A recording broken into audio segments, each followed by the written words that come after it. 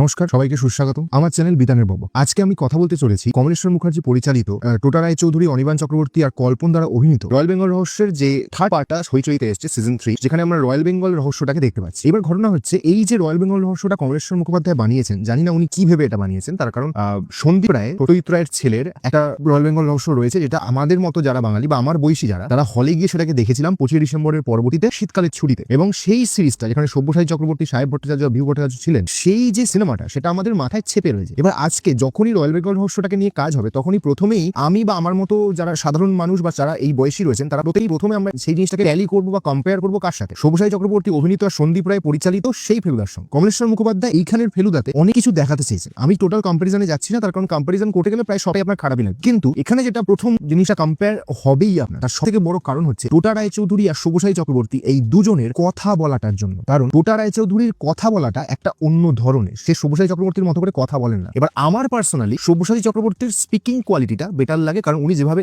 Rapidly উত্তরগুলো দেন, মনে হয় যেন উনি ততটাই স্মার্ট। এবার এখন যে অভিনয়টা চলছে গোটা ইয়েতে, ফেলুদার রয়্যাল বেঙ্গল রহস্য যেটা হইচইতে এসেছে, সেখানে এটা বড্ড বেশি, মানে এখনকার অভিনয়তে ওই রনেসটা ভীষণ কম থাকে। সেই কারণে সেই একটা কায়দা বা সেই একটা অঙ্গভঙ্গির ব্যাপার, এবং সেটা প্রত্যেকটা চরিত্রের ক্ষেত্রেই এবং প্রত্যেকটা সিরিজেই হইচইটা বেশিরভাগ সময় দেখা যায়। কয়েকটা ভালো সিরিজ বাদ দিয়ে আমি বলছি যে যেখানে যিনি অ্যাক্টর রয়েছেন তার যেটা করার কথা সেটা কিন্তু ড্রামাটিকলি করছেন। এবার ফেলুদাতে আমি সব্যসাচী চক্রবর্তীর তুলনায় যাচ্ছি না, কিন্তু ফেলুদা হিসেবে টোটা রায়চৌধুরী দিনের পর দিন ভীষণভাবে মানিয়ে নিচ্ছেন। প্রথম দিকের দুটো এপিসোড ভীষণভাবে এখানে ফেলুদাকে যেভাবে দেখানো হয়েছে রয়্যাল বেঙ্গল রহস্য, বিশেষ করে যে স্যাটায়ারে তৈরি বা যেভাবে জলপাইগুড়িতে তৈরি রিয়েল লোকেশনস ব্যবহার করা হয়েছে, বড় বড় বাড়িটাকে দেখানো হয়েছে, কিন্তু ঘটনা হচ্ছে যে কেমিস্ট্রিটা আমি না এটা প্রথম থেকে দেখছি। এর আগে ছিন্নমস্তার অভিশাপ দেখেছি, তারপরে আপনার কয়তকাণ্ড কাঠমান্ডু, এবং তার পরবর্তীতে ভূস্বর্গ ভয়ঙ্কর, এবং তারপরে রয়্যাল বেঙ্গল রহস্য। এইবার সৃজিত মুখার্জির সিজনগুলোতে তবুও কেমিস্ট্রিটা আস্তে আস্তে বিল্ড আপ হচ্ছিল।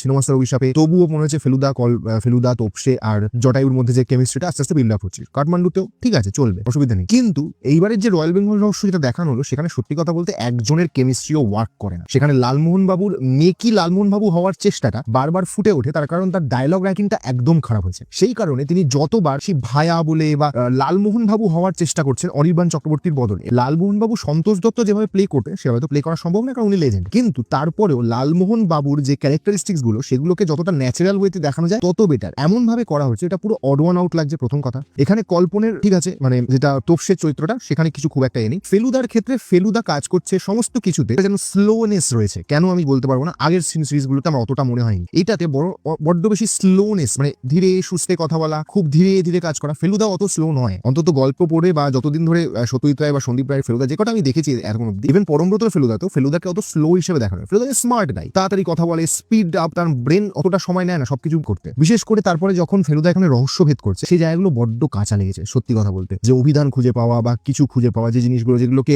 গল্পের থেকে একটু পরিবর্তন করে দেওয়া হয়েছে, মানে আগে যেহেতু হয়েছিল সেইখানে তো অ্যাকুরেট দেখানো, সেই হিসেবে তো অনেক জায়গায় গন্ডগোল করা হয়েছে। তারপরে যে বাড়িটা চুজ করা হয়েছে, নিশ্চয়ই বাড়িটা একজন রায়চৌধুরী ভিলা হিসেবে যতদিনের পুরনো বাড়ি দেখানো উচিত ছিল, ততদিনের পুরনো বাড়িটা নয়। আর সব থেকে বড় প্রবলেমটা কোথায়, এই যে বাড়িটা নিয়ে আমি কথা বলছি রয়্যাল বেঙ্গল রহস্যতে, এই বাড়িটা কম করে আরো 11টা সিরিজে আপনি দেখতে পাবেন যে এই বাড়িটাতেই শুট হচ্ছে। আমার এটা না কিরকম একটা অদ্ভুত লাগছে, কারণ প্রত্যেকটা বাড়ি একই। সেটা আপনার বোমকেশে এই বাড়িটাকে দেখানো হচ্ছে, সম্ভবত আরো কোন একটা ইয়েতে আমি এই বাড়িটাকে দেখেছি, বেশি একটু কালার টোন চেঞ্জ করে, একটু চেঞ্জ করে, একটু চেঞ্জ করে বোমকেশে দেখানো হচ্ছে, এখানে দেখাচ্ছে এই এক জমজমাটো এখানেই শুট হয়ে গেল। ওই একই বাড়িতে শুট হচ্ছে, কিন্তু অন্য কোনো বাড়ি নয়, সেম বাড়িতে শুট করা হয়েছে। এবং এই শুট করার ফলে কি হচ্ছে, ওই একই জায়গা আমি দেখছি বারবার, এবং আমার ভীষণ বোরিং লাগে। আরেকটা যেটা আমার সব থেকে বেশি খারাপ লেগেছে, সেটা হচ্ছে পরাণ বন্দ্যোপাধ্যায়ের চরিত্রটা দেওয়া হয়েছে দীপঙ্কর দত্ত। দীপঙ্কর দত্ত নো ডাউট তিনি একজন বিরাট ভালো অভিনেতা, তার প্রচুর ভালো ভালো কাজ আমরা দেখেছি। আমার ছোটবেলায় যেটা আমার মনে আছে, এটা আমি দেখেছিলাম ওনা, সেটা হচ্ছে খেলা বলে একটা সিরিয়াল হতো জি বাংলাতে, সেখানে উনি একটা ঠাকুরদার রোল করতেন, মানে সে ট্রিমেন্ডাস অভিনয়। মানে আমি আজও ওই লোকটাকে ভুলতে পারবো না, ওই চরিত্রটা তিনি যখন দাঁড়িয়ে কথা বলতেন।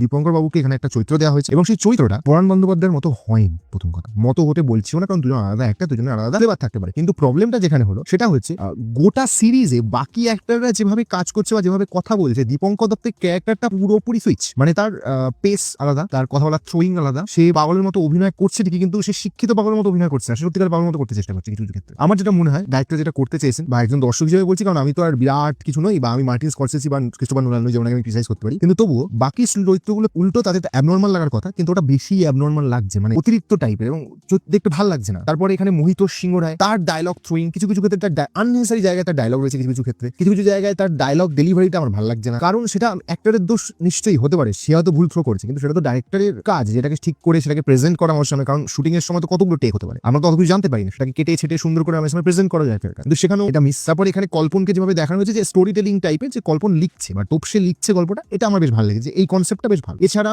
শুট তো ভালো হয়েছে, ক্যামেরার কোয়ালিটি ভালো হয়েছে, বড় বড় জায়গায় শুট করা হয়েছে সব। সত্যি কথা বলতে আমি নিজে রয়্যাল বেঙ্গল রহস্য পড়েছি, রয়্যাল বেঙ্গল রহস্য হলে গিয়ে দেখেছি, এবং তারপরে অগণিতবার আমি শুভসাচী চক্রবর্তীর রয়্যাল বেঙ্গল রহস্য দেখেছি। কম্পারিজনে কখন আসবে, যখন যখন এই কাজটা ওই কাজটাকে ছাপিয়ে যাবে না, তখন এটা কম্পারিজনে আসবে, মানুষ আনবেই। এবং সত্যি কথা বলতে একজন ফেলুদা ফ্যান হিসেবে, মানে ভীষণভাবে ফ্যান, আমি সত্যি যে কোনো কাজের ফ্যান, আমি বলতে বাধ্য হচ্ছি যে রয়্যাল বেঙ্গল রহস্য ওই আগের রয়্যাল বেঙ্গল রহস্যকে পেরোতে তো পারেইনি, বরং তার মাত্রার অনেক নিচে। কারণ ওখানে হয়তো রিয়েল লোকেশনে শুট নাও করা হতে পারে, কিন্তু যেভাবে দেখানো হয়েছিল, যেভাবে জিনিসটাকে বোঝানো হয়েছিল, সেটা অনেক বেটার এখানে থেকে। সেখানে সব্যসাচীর রিয়াকশন টাইম কিংবা ওই যে মেঝে বাঘের সিনটা, সেটা অনেক বেশি বিলিভেবল দেন এটা। এখানে দেখানো হচ্ছে ফেলুদার আগেরটা দেখাই, একটা কম্পারিজনই করছি। সেখানে ওই ঘরের মধ্যে যখন 3টে খাটে ওনারা 3জন শুয়ে রয়েছেন, প্রত্যেকটা খাটে মশারি টানানো। লালবন বাবু মশারির ভিতর উঠে বসলেন এবং তিনি সেখান থেকে মাটিতে দেখছেন যে বাঘটা নড়ছে।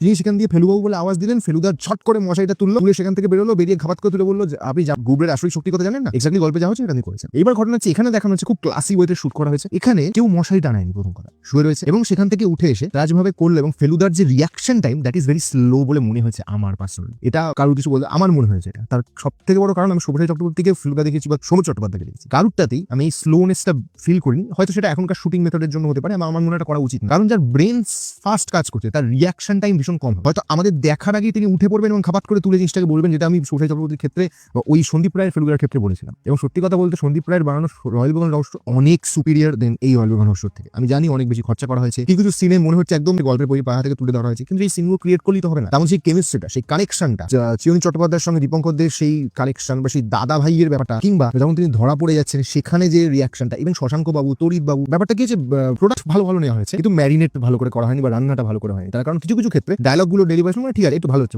হঠাৎ করে এমন একটা ডায়লগ, এমন একটা সিন, এমন একটা জিনিস হচ্ছে, সেখানে আগের তাদের ভিউ ভট্টাচার্যর যে রিয়াকশন পরম বন্দ্যোপাধ্যায়কে দেখে বা পরম বন্দ্যোপাধ্যায়ের হাবভাব দেখে ভিউ ভট্টাচার্যের যে রিয়াকশন, সেটাকে প্রথম কথা চেঞ্জ করে দেওয়া হয়েছে। আর অদ্ভুত ভাবে লোকটা সারাক্ষণ সংস্কৃত আলাপ চালিয়ে যাচ্ছে, আমি জানি না কেন। হয়তো সেটা খুব একটা খারাপ লেগেছে, এটা বলবো না। সিজিআই বাঘ তো ব্যবহার করা হয়েছে, কিন্তু বাঘটা অতিরিক্ত সিজিআই দেখা যাচ্ছে, সেটা আমি সেটাও বলছি না, তার কারণ বাজেটের প্রচন্ড প্রবলেম আছে বাংলায়, হতেই পারে, কিচ্ছু করার নেই। তারপরে তরিতের যেখানে যেটা ঘটেছে সেই সিনটাতে সত্যি কথা বলতে দুটো সিনই তো গাঁজাখুরি। মানে আগের যে সিনটাতেও আমরা গল্পে পড়েছি বটে যে বাজ পড়ে তলোয়ারটা ঢুকে গেল পেটে, তো সেটা সন্দীপ রায়ের ক্ষেত্রে যতটা মেকি মনে হয়েছে, এখানে আরো বেশি মেকি মনে হয়েছে এত বছর বাদে ভিএফএক্স। ঠিক আছে, তারপরে এখানে আবার দেখানো হচ্ছে তরিত, মানে আমি স্পয়লার দিতে বাধ্য হচ্ছি, তরিত বাবু বাঘের সঙ্গে লড়ার জন্য করছিলেন। একজন সাধারণ সাহিত্য চর্চা যিনি করেন, তিনি বাঘের সঙ্গে লড়বেন বলে হাতে তলোয়ার তুলে নিচ্ছে, মানে কতটা ইনসেন্সিবল ব্যাপার। এবং তাতে ওনার বাজ লাগছে এবং বাঘ এসে খাচ্ছে। আর ওখানে গল্পে যেটা ছিল যে উনি বৃষ্টি পড়ছে, সেই বৃষ্টি থেকে বাঁচার জন্য গিয়ে গাছের তলায় দাঁড়ালেন, হাতে তরোয়াল, গাছের তলায় দাঁড়িয়েছেন, বাজ পড়লো, গাছ পুড়েছে এবং উনি মারা গেছেন ওইখানে পড়ে। এবং তারপরে বাঘ এসে ডিসকভার করেছে যেখানে একটা মৃতদেহ আছে, তো এই মৃতদেহটাকে নিয়ে একটা কাজ করা যেতে পারে। This was the scene. কিন্তু ঘটনা হচ্ছে সেটাকে চেঞ্জ করে দিয়ে কি করা হলো, আমি এটা চেঞ্জটাই খারাপ বলছি না, কিন্তু সেটা বিলিভেবল হতে হবে, তো সেটা বিলিভেবল হয়নি। তারপর যে মন্দিরের সিনটা, যেটা ওই ফেলুদাতে অদ্ভুতভাবে রিয়েল লোকেশন নেই, হয়তো জলপাইগুড়িতে শুট হয়নি, কিন্তু সেখানে অনেক বেশি বিলিভেবল ছিল যে না এই মন্দিরটার মধ্যে সাপ থাকতে পারে, এইখানে একটা কিছু লুকিয়ে রাখা যেতে পারে। একটা ওইটুকু মন্দিরে নিয়ে গিয়ে জাস্ট ওখানে কলসিটা রেখে আসা যায়। তারপরে অত পরিষ্কার জায়গাটা, শুটিং খারাপ হয়েছে আমি বলবো না, কিন্তু ডায়লগ লেখাটা এত বিতিকিচ্ছিরি হয়েছে যে লালবন বাবুর কথাগুলো মনে হচ্ছে পুরো মেকি। ফেলুদাকে মাঝে মাঝে মনে হচ্ছে সে চেষ্টা করছে, এবং সত্যি কথা টোটাল যদি অনেক ভালো অভিনেতা বলে এই খারাপ ডায়লগের পরও সে চালিয়ে নিয়েছে ব্যাপার। দীপঙ্করদের চরিত্রটা পুরো আউট অফ দ্য শেড মনে হচ্ছে, কারণ প্রত্যেকের অভিনয়ের সাথে তার তাল মিলছে না, তিনি পুরো আলাদা তালে চলছেন, এবং তাকে হয়তো পাগল দেখানোর জন্য করা হয়েছে, কিন্তু ওটা এতটাই অ্যাবনরমাল যে চোখে লাগছেনি। ওনার মানসিক ভারসাম্য গন্ডগোল সেটা ঠিক আছে, কিন্তু বাকিরা স্লো কথা বলছে, উনি অদ্ভুত ভাবে, উনি বোধহয় একমাত্র বুদ্ধিমান লোক, বা যাই হোক, ওনার কথা স্পিড অত্যন্ত বেশি এবং উনি অত্যন্ত তাড়াতাড়ি রিয়াকশন দিচ্ছে, এটা অন্য ক্ষেত্রে নয়। অন্যদিকে চিরঞ্জিত চট্টোপাধ্যায় মাঝে মাঝে কথা বলা বা তার রিয়াকশন দিয়ে সত্যি স্যাড ফিল করছেন, বা সত্যি তিনি টেনশনে রয়েছেন যে তার গল্প যে লিখতো সে মরে গেছে, বা শশাঙ্ক তাকে বিচ্ছে করলো, কোনো এক্সপ্রেশন আমি ঠিকঠাক খুঁজে পাই। বরং এর থেকে নিকশ ছায়াতে উনি যে ভাদুরী মশাইয়ের চরিত্রটা করেছিলেন অনেক বেশি রিলেটেবল, অনেক বেশি বিলিভেবল ছিল, এখানে সেটা হয়নি। এবং আমি কারো দোষ দিতে চাইছি না, বাট সত্যি কথা বলতে সন্দীপ রায়ের যারা কাজ দেখেছেন বা সত্যজিৎ রায় যারা ভক্ত, তাদের কাছে এটা ভীষণভাবে একটা স্লোপ ডাউন হয়ে গেছে। আমরা অনেক আশা করে দেখতে বসেছিলাম 24 তারিখ 25 ডিসেম্বরের ইয়েতে এসছে ফেলুদার সিরিজ, আমরা আনন্দ করে দেখবো, এটা আমাদের চিন্তা ভাবনা ছিল, কিন্তু জিনিসটা এতটাই, মানে সত্যি কথা বলতে আমি একজন ফেলুদার ফ্যান হয়ে বলছি যে মানে 3টে এপিসোড দেখার পর আমি বন্ধ করে রেখে দিয়েছিলাম যে ভাই একটু পরে দেখি, মানে একদিন রাত গ্যাপ দিয়ে পরের দিন আমার দেখতে হয়েছে, বিকজ ইট ইজ এত খারাপ লেগেছে আমার। জানি না এরপরে কি বলা যেতে পারে। সত্যি কথা বলতে আমার বিশ্বাস এটাকে আরো ভালো ভীষণভাবে করা যেতে পারতো, বাজেট ছিল। টোটা রায়চৌধুরী, অনির্বাণ চক্রবর্তী, কল্পন, এরা কেউ খারাপ অভিনেতা, দীপঙ্কর দে, চিরঞ্জিত চক্রবর্তী কেউ আর অভিনেতা নয়, কিন্তু তাদেরকে যে ডায়লগটা দেওয়া হয়েছে আমার মনে হয় সেই ডায়লগ রাইটিং এ প্রচন্ড গন্ডগোল ছিল। কিছু কিছু ক্ষেত্রে কিছু জায়গায় চিরঞ্জিত চক্রবর্তীর মুখে যে ডায়লগ বসানো রয়েছে সেগুলো মানে পুরোপুরি আননেসেসারি, যেন মনে হচ্ছে যে এইগুলো এই গল্পের বই থেকে রিডিং মতো, যেমন আমরা অডিও স্টোরি শুনি প্রত্যেকটা ক্যারেক্টার প্রত্যেকের চরিত্র রিডিং করছে, তার ক্ষেত্রে কিছু ডায়লগ খারাপ, মানে অতীব খারাপ ট্রান্সলেশন হলে যা। এটা হচ্ছে আমার রিভিউ রয়্যাল বেঙ্গল রহস্যের জন্য। সত্যি কথা বলছি যদি 5 স্টারের মধ্যে দিতে হয়, আমি এটাকে 1 স্টারের বেশি দিতে পারছি না, কারণ পসিবল না। রয়্যাল বেঙ্গল রহস্য মতো একটা গল্প। আর বিশেষ করে আমার এটা অনুরোধ, এখনকার যারা ফেলুদা বানাবেন দয়া করে সন্দীপ রায়ের বানানো ভালো সিনেমা, যেগুলো সন্দীপ রায়ের বানানো সিনেমা হ্যাঁ, যেগুলো একটু ঝাপসা হয়ে গেছে বা অত ভালো হয়নি সেগুলো কথা বলছি না, যে পুরোনো সিনেমা যেমন বাক্স রহস্য অনেক কালে হয়েছিল। যদিও সেটার মতো যদি না করতে পারে তাহলে করার দরকার নেই, কারণ ওনাদের সত্যি কথা বলতে সন্দীপ রায়ের বানানো বেস্ট ফেলুদা কয়েকটার মধ্যে রয়্যাল বেঙ্গল রহস্য, বাক্স রহস্য, গ্যাংটকের গন্ডগোল এগুলো পড়ে। এবার এগুলো যদি আপনারা ঠিক করে বানাতে না পারেন দরকার নেই বানানো, কারণ যে স্মৃতিগুলো নিয়ে আমরা বড় হয়েছি ওই স্মৃতিটাকে ডিস্টার্ব করে দেওয়ার কোনো মানে নেই, এটা আমার বলে মনে হয়। এবার তারপরে বাকিটা ওনাদের ইচ্ছে। আজকের মতো এখানেই যাচ্ছি, আবার নতুন কোনো ভিডিও নিয়ে আমি চলে আসবো। সকলকে নমস্কার এবং হ্যাপি নিউ ইয়ার জানিয়ে আজকের এই রিভিউ শেষ করছি।